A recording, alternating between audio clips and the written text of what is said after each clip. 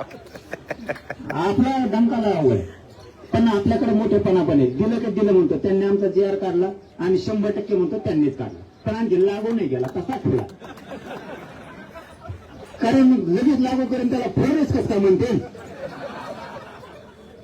सगळ्याचं ढोपळा मोडे पाहिजे फार मन देणार असं फडणवीस साहेबाचा खेळ. पण दिले म्हणून आम्ही त्यांची स्तुती पण केली की तुम्ही दिले, त्यात काही हरकत नाही. परंतु तसंच एकदा धनगराचा देऊन टाकून व्हा मोकळून काय सगळे तुमच्या काय आवाज येते त्यावर कामं धरता चांगला. मी प्रत्येक आंदोलनात आठवण करून देतो. 2014 का कावा तरी बारामतीला आलते बघा, 12 का 14 काय जर होतं तेव्हा आले ते म्हणलं पहिल्याच कॅबिनेट मध्ये करी.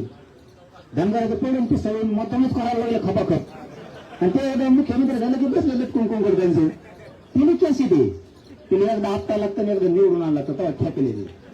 तुम्ही नुसतेच माया करता मग काय घरात होतं. मी कशी विधानसभेला 29 झप केली तेव्हा फडणवीस साहेब डोळे उघडले, याच्या नादी नाही लागायचं. तसं एकदा धनगर खरा आता सगळं साफ करायला तुम्ही सांगता आरक्षण आलं तुमचं, तुम्ही गेले टाकत नाहीये, तुम्ही प्रत्येक वेळेस धाव टाका यशस्वीच होणार. पण मग ती मायाच केली तर असं होणार नाही. हा दिलं स्तुती करणं ही आपली संस्कृती ती आपण केलं पाहिजे. तसं त्यांना तेही तुम्हाला देतील, तितक्या ताकदीनं तुम्ही आले पण पाहिजे, तेवढी ताकद तुम्ही लावली पण पाहिजे. गावागावात शांततेनं आंदोलन केलं पाहिजे. अरे नुसत्या भाकरी आणा म्हणलो तुम्ही, नुसत्या भाकरी परत तुम्ही मग तुपल्या सांगायला आम्ही तसं करायला लागलं ते नक्कल करतो. नुसत्या भाकरी आणायला तरी हो मुंबईत भाकरी बसत नव्हत्या, भाकरी इतक्या भाकरीवर. मी काय स्तुती करतोय, आम्ही राजकारणाच्या तेवढ्या दिवसापुरतेच नेत्याच्या जागेवर ठेवून आणि गरीब मराठ्यांनी ठरवलं आता आपण झुंजायचं कुणी येऊ दे पुढे. तुम्ही फक्त तेवढ्या नाच सोडा. मी म्हणतो तुम्ही भाजपकडे राहा, काँग्रेसकडे राहा, काय हरकत नाही, पण जातीच्या ठिकाणी कामं सोडा. काही कामं नाहीत आता गावाकडे. आपल्याकडे पाऊस नाही तेवढ्या गप्पा हाणायच्यात घेण्या देण्याच्या. आता ते म्हणलं ते शिम्या ते एवढंच ऐकलं कोणतरी म्हणलं हे जरा शुद्ध राहिले पण बोलायला लागलेत. म्हणलं काय हो मध्ये ते म्हणले आता लई कामं असल्यामुळे धनगर बांधावं नाही का नागर आणतात बरं तिकडे काय काम आहे, काय काम आहे. लय गारपीट झाली, गारपीटीला काय ती करत नाही राहिलं लोकांनी. गारपीट पडायच्या अगोदर ते भोंगा सांगतो कोण कोणी ते सांगतो पैसे यायच्या आधी 2 दिवस कोण असतं ती काय ते 2 दिवस आधीच सांगतो पैसे येणार. लोकांनी लगेच मशीन फिरली गायन पूर्ण घरी येऊन फिरत. काय खराब झालं कोणचं, फक्त जे उभं आहे समजा आता द्राक्षासारखे कांद्यासारखे हेच फक्त पिकं पुढे गेले. गहू शक्यतो काढले लोकांनी सगळ्या. ते म्हणायचं फक्त नादी लावायचा खेळ, मला खरं बोलायची सवय.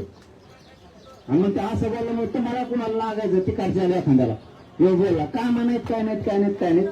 ते फक्त आपण आपलं समाधान करतोय की काम असल्यामुळे समाज आला नसेल. दुसऱ्या दिवशी ते हे होतं पाडवा म्हणून आले नसते. आमचं तर काय दिवाळी का काय होतं लक्ष्मीपूजन होतं. लक्ष्मीपूजन ते म्हणले लक्ष्मीच इकडे घेऊन आली ती गणपती तर तकडे झालं सगळ्याच्या. गणपती सगळं इकडे होते म्हणले गणपती इकडं, लक्ष्मी महालक्ष्मी इकडं, श्री गणेशाची पूजा आम्ही इथंच केली आणि महालक्ष्मी देवीची सुद्धा पूजा इथंच केली. हे बघा आपल्याला देव हिंदू धर्माचे संस्कार सगळे सणावर आपल्याला करणं आहे ती आपली जबाबदारी. पण कुठेही राहून करू शकतो, आपल्या घरीच करावं असं काय नाही. तसं तुम्ही ठरवून एकदा धनगर आहेत मुंबईला सगळ्या धनगरांना जायचं. तुम्ही फक्त आम्हाला एकदा सांगा आम्ही पुढे धनगर मुंबईत येणार आहेत, आम्ही तुमच्या आधी येतो. पण आता तुम्ही तिकडे येणार बाकीचं कसं काय करायचं मग काम. तुम्ही एकदा नेत्याच्या पुढे पुढे करा. इथून मार्ग चुका झाल्या असल्या तर त्यांना म्हणा एवढ्या वेळेस माफ करा. आणि समाजाला कधी सांगायचं असतं माझ्याकडून चूक झाली घ्या पत्रात घेतो समाजपत्रात टाका म्हणून. जर तुम्ही कोणी व्यासपीठाच्या खाली बसले असलेला त्याला म्हणा तो आप्पा आवडणार घासतो पण धनगराचं कल्याण होतंय. कोण कोण खाली बसले नाही त्यांना सांगायचं सन्मान तुम्हीच माझे मोठे भाऊ. आणि मी सांगणार आहे की चला रे त्याला मोठं माफ करा जर काही झालं असेल चूक. नाही सांगितलं तर माझ्या कानाला हात लावा तुम्ही की त्यांना एकदा सगळेजण माफ करा. कुणी व्यासपीठावर बसलं असेल कोणी खाली बसलं असेल आणि तुम्ही वर बसायचं राव. सन्मान असतो मोठ्यांचा काय होतं मी कशी करा धन्यवाद. तुम्ही कोपऱ्यात ढकलून दिले किंवा खाली ते बसले फिरवून. आता असं नाही आपण ज्येष्ठाला आपण माया पण केली पाहिजे. आपल्यात कोणी वरिष्ठ असतील, कोणी मोठे नेते असतील तर त्यांची माया केली पाहिजे. आपल्या लेवलला संघर्ष काढण्याचा. मी तुम्हाला माझा मंत्र सांगितला, मी समाजाच्या नेत्याला माझ्या बोलतो, शिव्या सुद्धा देतो, पण माया पण तेवढीच लावतो. हे पहिल्यांदा सांगितलं असं मी तुमच्या व्यासपीठावरती. त्यामुळे तुम्ही काय हरकत आहे का मराठा धनगर आणि तुमचं नामचं काही झालंच नाही रे. उगाच तुम्ही तिकडे फुगून बसलात, मग आम्ही इकडे फुगून बसलो. घेणं नाही देणं नाही आहे ना, काय घेणं. उली तिने भांडण आहेत ते रोजच होत येते, लगेच जात्र घालता होतं भांडण म्हणून तुम्ही. उली तिने जे होत आहे ना हे आपल्या पिढ्यांना फारच आहे. पण शक्यतो राज्यात या दोनच जाती अशा आहेत, धनगर आणि मराठा, शक्यतो यांचं जास्तीचं वैरच नाहीये. उगाच आपण फुगून बसलो. आता तुम्ही जे नेते रुसलेले त्याच्यावर आम्ही रुसलेले आहेत ना. तुम्ही जे नेत्याला म्हणता तीन वाकडं केलं, आम्ही त्यालाच म्हणतो तुम्ही आमच्या वाकडं केलेले. पण समाजात काय झालंय तुमच्या आमच्या? काहीच नाही.